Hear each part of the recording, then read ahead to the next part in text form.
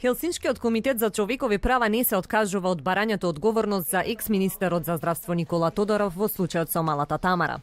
По вчерашното соопштение од јавното обвинителство дека поднесени се обвиненија против членовите на првостепената и второстепената лекарска комисија, како и против тогашните директори на Фондот за здравство. Од Хелсиншки велат дека ќе поднесат жалба и до вишото јавно обвинителство, зошто меѓу обвинитите не е и екс-министерот.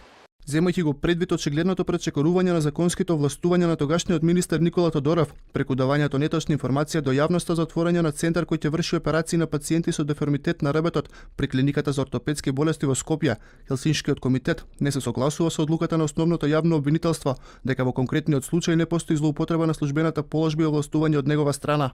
Обвинителството констатирало дека првостепената одлука на комисијата била донесена надвор од законскиот рок за итно постапување, како и дека основа за одлуката била токму таа изјава на Тодоров, иако во тој момент се уште не постоеле услови во земјава за извршување на таков тип на операции. Телевизија 24 се обиде да стапи во контакти со обвинетите лекари, дел од нив со кои разговаравме не сакаат да ги коментираат обвиненијата.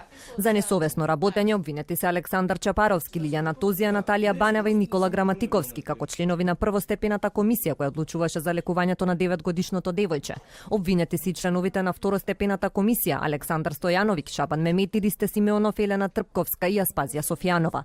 Обвиненија за работија и тогашните директори на Фондот за здравство Маја Парнаџиева Змејкова и Джема Или Мехази. Тамара Димовска од Велес имаше тежок деформитет на рабетниот столб, поради што и беше потребна операција во странство. Чекајќи го одобрувањето за лекување од фондот, почина на 9-годишна возраст во 2015-та.